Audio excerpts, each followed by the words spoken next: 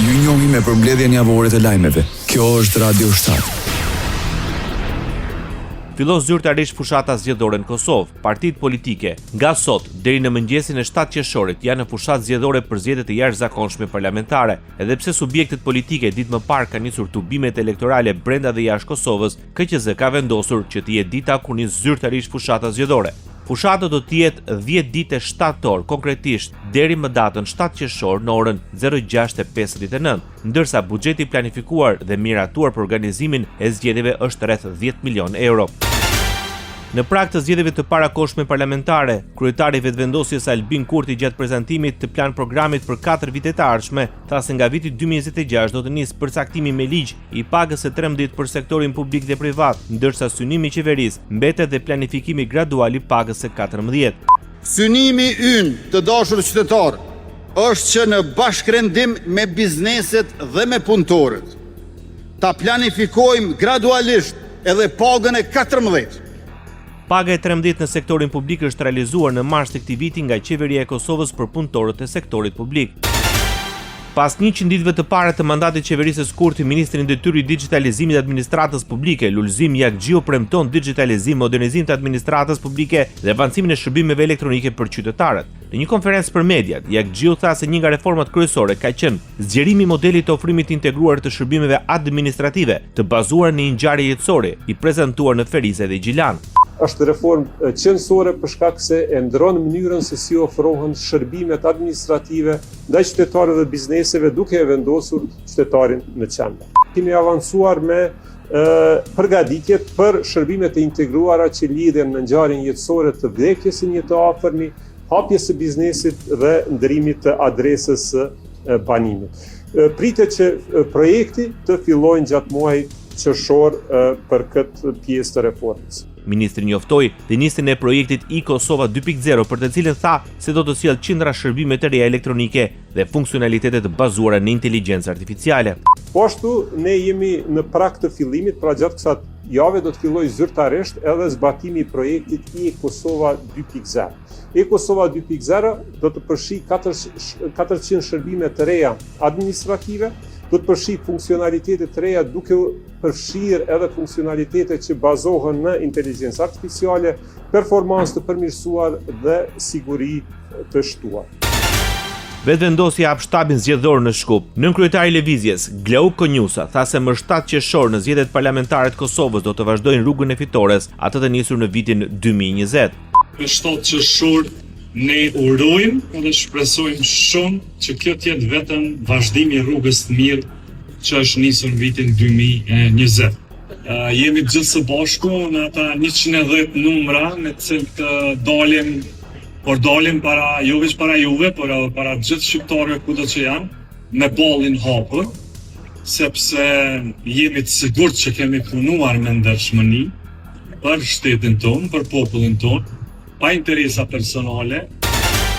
Lidhja Demokratike e Kosovës kritikon qeverinë për shpenzimet kapitale. Kandidati për deputet nga radhët e LDK-s, Abdullah Hoti, tha se qeveria shpenzoi 2.7 miliardë euro buxhet në shpenzime kapitale gjatë viteve 2021-2025, por që sipas tij nuk ka projekte madhore që i arsyetojnë të gjitha këto shpenzime. Përmes një postimi në rrjetet sociale, Hoti shton se gjithë ky buxhet i shpenzuar do të mund të arsyetojë sikur të ishin përfunduar së paku disa nga projektet e premtuara, si autostrada e Gjilanit, Hekurudha Prishtinë-Durrës, rruga dhe tuneli Prizren-Tetov, autostrada Prishtinë-Merdar, lidhja e dy autostradave ekzistuese përmes segmentit Lipjan-Shtime-Duhël, aeroporti Gjakovës, rrugët rajonale Përpej, Podujev, Mitrovice-Gjakov dhe segmentet e tjera më të vogla dhe centrali me gaz, deklaroi Abdullah Hoti. Energjia, siguria dhe zhvillimi është slogani i Aleancës për Ardhmërinë e Kosovës për zgjedhjet e ardhshme parlamentare. Kandidati për kryeministër nga Aleanca për Ardhmërinë e Kosovës, Ardian Gjini, përpara delegatëve në Kuvetin Zgjedhor të AK-s, deklaroi se slogani i partisë përfaqëson orientimin e saj politik dhe vizionin për të ardhmen.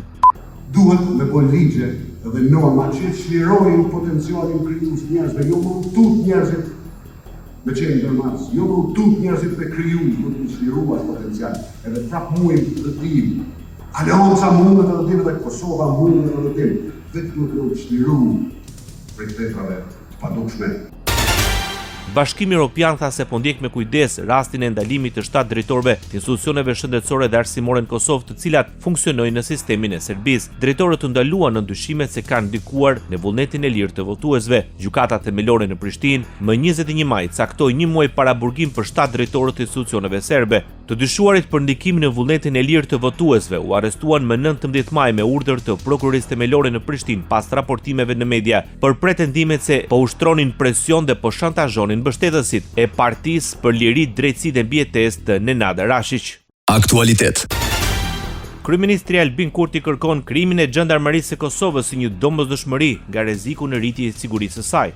Gjandarmeria do të ketë një mandat të qartë, sigurimi i vijës kufitare, toksore, ujore dhe ajrore në tërë territorin e Republikës Kosovës, operacione kundër grupeve terroriste dhe të armatosura, përfshirë ato me karakter paraushtarak, parandalimi dhe luftimi i të gjitha llojeve të kontrabandës ndërkufitare, si me mallra e me migrant, menaxhimi i situatave të rrezikut të lartë, si dhe sigurimi i infrastrukturës kritike. Në një konferencë për mediat, shefi i qeverisë tha se sulmet e vazhdueshme gjatë viteve të fundit në veçanti në veriun e vendit ndaj institucioneve të Republikës, policisë, institucioneve të sigurisë qytetarëve, institucioneve dhe misioneve ndërkombëtare, sikurse lëndimi i policëve dhe qytetarëve, sulmet mbi ushtarët e kforit dhe gazetarët, sulmi terrorist në bajnë së Zveçanit dhe sulmi në Ibër Lepense të tjera e kanë bërë të domosdoshme ngritjen e kësaj strukture. Sipas tij, këto zhvillime kanë dëshmuar ekzistencën e grupeve të organizuara me kapacitete ushtarake.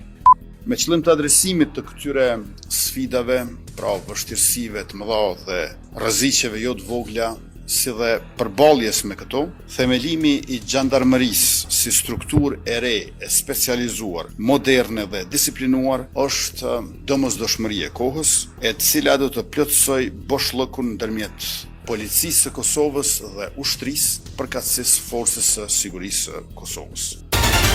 Ministri i Punëve të Brendshme Xhelal Zveçla njoftoi themelimin e grupit punues për analizimin dhe propozimin e modaliteteve për krijimin e gjandarmerisë me qëllim forcimin e vijës kufitare, mbrojtjen e integritetit territorial dhe sovranitetit, si dhe reagimin e shpejtë ndaj kërcënimeve të nivelit të lartë. Në një konferencë për media, Zveçla tha se grupi i punës po analizon aspektet ligjore, financiare dhe operacionale për themelimin e gjandarmerisë si agjenci ekzekutive në kuadër të Ministrisë së Punëve të Brendshme përmes një ligji të veçantë. Tashmë, grupi punus është duke punuar në analizimin e aspekteve ligjore, institucionale, organizative, financiare dhe operacionale të themelimit të gjandarmerisë si agjenci ekzekutive në kuadër të Ministrisë Punëve të Brendshme përmes ligjit të veçantë. Themelimi dhe funksionalizimi i gjandarmerisë do t'i mundsoj Policisë Kosovës që të fokusohet në sigurinë dhe rendin publik, parandalimin dhe hetimin e krimit, sigurinë e komunikacion, si dhe në detyrat tjera sipas autorizimeve ligjore. Zveçla bëri të ditur se procesi do të zhvillohet në koordinim të plotë me institucionet përgjegjëse dhe në respektim të parimeve demokratike, sundimit të ligjit dhe kontrollit institucional.